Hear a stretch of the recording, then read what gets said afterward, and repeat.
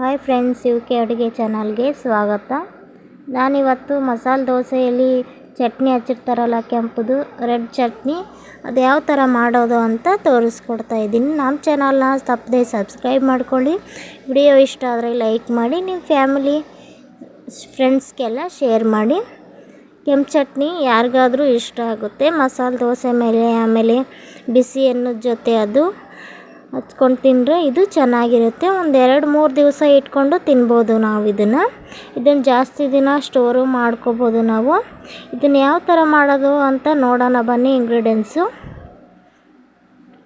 ನೋಡಿ, ನಾನು ಕಡಲೆಪುರಿ ಹಿಟ್ಟು ತೊಗೊಂಡಿದ್ದೀನಿ. ಆಮೇಲೆ ಶುಂಠಿ, ಬೆಳ್ಳುಳ್ಳಿ, 1 ಇಂಚು ಶುಂಠಿನ ಕಟ್ ಮಾಡಿ ಇಟ್ಕೊಂಡಿದ್ದೀನಿ ನೋಡಿ. ಈರುಳ್ಳಿ 1, ಆಮೇಲೆ ಜೀರಿಗೆ ಪುಡಿ, ಜೀರಿಗೆ ಇದ್ದರೆ ಜೀರಿಗೆನ ಹಾಕ್ಕೋಬೋದು ನೀವು. 1 ಕಪ್ಪು ಆಯಿಲು, ರುಚಿಗೆ ತಕ್ಕಷ್ಟು ಉಪ್ಪು, ಮೆಣಸಿನ್ಕಾಯಿ ತೊಗೊಂಡಿದ್ದೀನಿ ನಾನು. ಇವಾಗ ನೋಡಿ, ಒಂದು ಬಾಣಲಿ ಇಟ್ಕೊಂಡಿದ್ದೀನಿ. ಬಾಣಲಿ ಇಟ್ಕೊಂಡು ಆ ಎಣ್ಣೆ ಎತ್ತಿಟ್ಕೊಂಡಿದ್ನಲ್ಲ, ಆ ಎಣ್ಣೆಯಲ್ಲಿ ಸ್ವಲ್ಪ ಎಣ್ಣೆ ಹಾಕ್ಕೊತಾ ಇದ್ದೀನಿ ನೋಡಿ. ಪೂರ್ತಿ ಹಾಕ್ಕೊಂಡಿಲ್ಲ ನಾ ಎಣ್ಣೆನ, ಸ್ವಲ್ಪ ಹಾಕ್ಕೊತಾ ಇದ್ದೀನಿ. ನೀವು ಪುಟಾಣಿ ಬೇಕಾದರೂ ಹಾಕ್ಕೋಬೋದು. ನಾನು ಪುಟಾಣಿ ಹಿಟ್ಟನ್ನ ಹಾಕ್ಕೊಂಡಿದ್ದೀನಿ ಇದರಲ್ಲಿ. ಈಗ ನೋಡಿ, ಬೆಳ್ಳುಳ್ಳಿ ಹಾಕ್ಕೊತಾ ಇದ್ದೀನಿ. ಬೆಳ್ಳುಳ್ಳಿ, ಶುಂಠಿ ಎರಡೂ ಹಾಕ್ಕೊಂಡು ಇದರಲ್ಲಿ ಮೀಡಿಯಮ್ ಫ್ಲೇಮಲ್ಲಿ ಹುರ್ಕೋಬೇಕು. ನಾನು ಆವಾಗಲೇ ಮೆಣಸಿನ್ಕಾಯಿ ತೋರಿಸ್ಲಿಲ್ಲ, ನೀವು ಮೆಣಸಿನ್ಕಾಯಿ ಹಾಕ್ಕೋಬೇಕು ನೋಡಿ. ಕೆಂಪು ಮೆಣಸಿನ್ಕಾಯಿನ ಹಸಿದು ಹಾಕ್ಕೊತಾ ಇದ್ದೀನಿ. ನೀವು ಒಣ ಮೆಣಸಿನ್ಕಾಯಿ ಬೇಕಾದರೆ ಅದನ್ನು ಒಂದು ಬಿಸಿನೀರಲ್ಲಿ ಒಂದು 10 ನಿಮಿಷ ನೆನೆ ಇಟ್ಟು ಈ ಥರ ನೀವು ಫ್ರೈ ಮಾಡಬೇಕು. ನಾನಿವಾಗ ಹಸಿ ಮೆಣಸಿನ್ಕಾಯಿಲ್ಲ ಇದು, ಅದಕ್ಕೆ ಇದನ್ನು ನೆನೆ ಹಾಕಿಲ್ಲ, ಹಾಗೆ ಹುರ್ಕೊತಾ ಇದ್ದೀನಿ ನೋಡಿ. ಇದನ್ನು ಕೆಂಪಗಾಗೋವರೆಗೂ ಮೆಣಸಿನ್ಕಾಯಿ ಆಮೇಲೆ ಇದು ಮೀಡಿಯಮ್ ಫ್ಲೇಮಲ್ಲಿ ಇಟ್ಕೊಂಡು ಹಸಿ ವಾಸನೆ ಹೋಗೋವರೆಗೂ ಫ್ರೈ ಮಾಡ್ಕೋಬೇಕು ನೋಡಿ.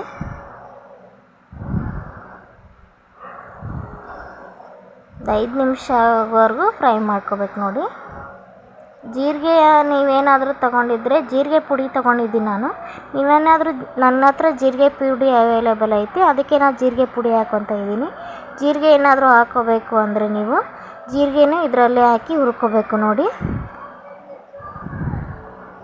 ಜೀರಿಗೆ ಒಂಚೂರು ಜಾಸ್ತಿನೇ ಹಾಕ್ಕೊಳ್ಳಿ, ಘಮ ಬರುತ್ತೆ. ಇವಾಗ ನಾನು ಒಂದು ಮಿಕ್ಸರ್ ಜಾರ್ ತೊಗೊಂಡಿದ್ದೀನಿ ನೋಡಿ. ಹುರಿದಿರೋದು ಈ ಮಿಕ್ಸರ್ ಜಾರಲ್ಲಿ ಹಾಕ್ಕೊತಾ ಇದ್ದೀನಿ ನೋಡಿ ನಾನು. ಇದು ಫ್ರೈ ಆಗೈತೆ ನೋಡಿ. ಎಣ್ಣೆ ಸಮೇತನೂ ಹಾಕ್ಕೋಬೇಕು ಇದರಲ್ಲಿ. ಈರುಳ್ಳಿನ ನಾನು ಫ್ರೈ ಮಾಡ್ಕೊಂಡಿಲ್ಲ, ಈರುಳ್ಳಿ ಘಮ ಚೆನ್ನಾಗಿ ಬರುತ್ತೆ ಅಂತ. ಆಮೇಲೆ ನಾನು ಪುಟಾಣಿ ಹಿಟ್ಟು ತೊಗೊಂಡಿದ್ನಲ್ಲ, ಅದನ್ನು ಹಾಕ್ಕೊತಾ ಇದ್ದೀನಿ 1 ಸ್ಪೂನು. ಜೀರಿಗೆ ಪುಡಿ ಹಾಕ್ಕೊತಾ ಇದ್ದೀನಿ ನೋಡಿ. ನೀವು ಜೀರಿಗೆ ಹಾಕ್ಕೋಬೋದು. ರುಚಿಗೆ ತಕ್ಕಷ್ಟು ಉಪ್ಪು. ನೀವು ಹುಳಿ ಬೇಕು ಅಂದರೆ ನಿಮಗೆ ಹುಣಸೆಹಣ್ಣು ಒಂದು ನಿಂಬೆ ಗಾತ್ರದಷ್ಟು ಹಾಕ್ಕೋಬೋದು, ನಿಂಬೆಹಣ್ಣು ಹಾಕ್ಕೋಬೋದು ನೀವು. ನಾನು ಹಾಕ್ಕೊಂಡಿಲ್ಲ, ಆಪ್ಷನಲ್ಲು. ಎಣ್ಣೆ ಹಾಕ್ಕೊತಾ ಇದ್ದೀನಿ ನೋಡಿ. ಎಣ್ಣೆ ಹಾಕ್ಕೊಂಡು ಇದನ್ನು ತರಿಯಾಗಿ ರುಬ್ಕೊಂಡು ಬರಬೇಕು ನೋಡಿ. ನಾನು ರುಬ್ಬಿದ್ದೀನಿ ನೋಡಿ. ಈ ಥರ ಬರಬೇಕು ಕನ್ಸಿಸ್ಟೆನ್ಸಿ. ಇದು ಯಾವ ಕಲರ್ ಬಂದೈತೆ ನೋಡಿ, ರೆಡ್ಡಿಗೆ ಎಷ್ಟು ಚೆನ್ನಾಗಿ ಬಂದೈತೆ ಕಲರು. ಈ ಥರ ನಾವು ರುಬ್ಬಬೇಕು ಇದನ್ನು ಒಂದು 2-3 ದಿನ ಇಟ್ಕೊಂಡು ತಿಂದ್ರೂ ಏನೂ ಆಗೋಲ್ಲ ನೋಡಿ. ಈ ಥರ ತರಿಯಾಗಿ ಇರಬೇಕು ನೋಡಿ. ನಾನು ಇದನ್ನು ಒಂದು ಬೌಲಿಗೆ ಸರ್ವ್ ಮಾಡ್ಕೊತಾ ಇದ್ದೀನಿ ನೋಡಿರಿ.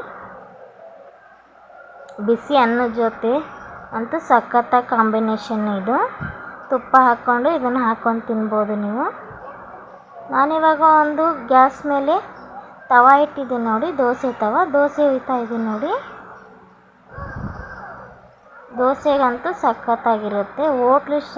ಹೋಟ್ಲ್ ಟೇಸ್ಟೇ ಬರುತ್ತೆ ನೋಡಿ. ಈ ಚಟ್ನಿ ಹಾಕ್ಕೊಂಡು ತಿಂದರೆ ನಾವು ಬಿಸಿ ದೋಸೆಗೆ ಇದನ್ನು ಹಾಕ್ಕೊಂಡು ತಿನ್ಬೋದು.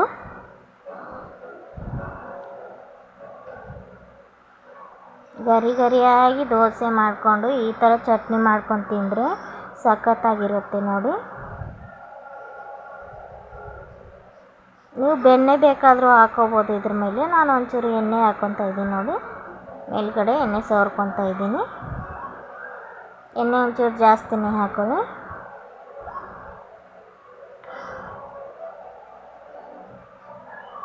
ನಾನಿವಾಗ ಚಟ್ನಿ ಏನು ಮಾಡಿ ಇಟ್ಕೊಂಡಿದ್ನಲ್ಲ ಆವಾಗಲೇ ಚಟ್ನಿ, ಕೆಂಪು ಚಟ್ನಿ, ಅದನ್ನು ಹಾಕ್ಕೊಂಡು ಇದ್ರ ಮೇಲೆ ಸವರ್ತಾ ಇದ್ದೀನಿ ನೋಡಿ. ಅಷ್ಟೊಂದೇನು ಜಾಸ್ತಿ ಹಾಕ್ಕೋಬೇಡಿ. ಈ ಥರ ಸ್ವಲ್ಪನೇ ಅಲ್ಲಿ ಇಲ್ಲಿ ಹಾಕ್ಕೊಂಡು ಈ ಥರ ಅದನ್ನು ಸವರಿದ್ರೆ ಎಲ್ಲ ಕಡೆನೂ ಸೆಟ್ ಆಗುತ್ತೆ ಇದು. ಇದನ್ನು ಹಚ್ಚೋದ್ರಿಂದ ಕಲರು ಬರುತ್ತೆ ದೋಸೆಗೆ, ಆಮೇಲೆ ಟೇಸ್ಟು ಚೆನ್ನಾಗಿರುತ್ತೆ ನೋಡಿ. ನಾನು ಮತ್ತೆ ಇದನ್ನು ದೋಸೆನ ಉಯ್ಕೊಂಡಿದ್ದೀನಿ ಎರಡನೇದ್ದು. ಇದಕ್ಕೆ ಎಣ್ಣೆ ಹಾಕ್ಕೊತಾ ಇದ್ದೀನಿ ನೋಡಿ. ಬೆಣ್ಣೆ ಹಾಕ್ಕೊಂಡ್ರೆ ಇನ್ನೂ ಟೇಸ್ಟು ಚೆನ್ನಾಗಿರುತ್ತೆ ನೋಡಿ.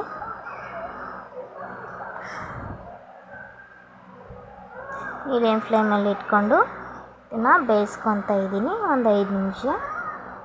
ಇದಕ್ಕೂ ನಾನು ರೆಡ್ ಚಟ್ನಿ ಹಾಕ್ಕೊತಾ ಇದ್ದೀನಿ ನೋಡಿ. ಇದರಿಂದನೇ ಟೇಸ್ಟು ದೋಸೆ ಟೇಸ್ಟಾಗಿ ಬರುತ್ತೆ ಇದು. ಇದ್ರ ಮೇಲೆ ನಾವು ಶೇಂಗಾ ಚಟ್ನಿನೂ ಹಾಕೋಬೋದು. ಇದನ್ನು ಹಾಕೊಂಡ್ಮೇಲೆ ಚಟ್ನಿ ಹಾಕ್ಕೊಂಡು ಸವರ್ತಾ ಇದ್ದೀನಿ ನೋಡಿ.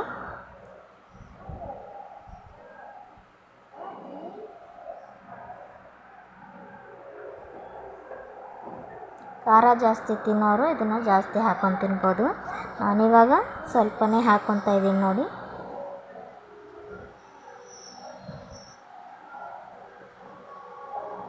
ನೋಡಿ ಕಲರ್ ಎಷ್ಟು ಚೆನ್ನಾಗಿ ಗೋಲ್ಡನ್ ಫ್ರೈ ಆಗಿ ಕಲರ್ ಚೆನ್ನಾಗಿ ಬಂದೈತೆ. ಆಲೂಗಡ್ಡೆ ಸಾಗು ಮತ್ತು ಈ ಚಟ್ನಿ ಹಾಕ್ಕೊಂಡು ತಿಂದರೆ ಟೇಸ್ಟು ಸೂಪರಾಗುತ್ತೆ. ವಿಡಿಯೋ ಇಷ್ಟ ಆದರೆ ಲೈಕ್ ಮಾಡಿ, ಕಾಮೆಂಟ್ ಮಾಡಿ, ಸಬ್ಸ್ಕ್ರೈಬ್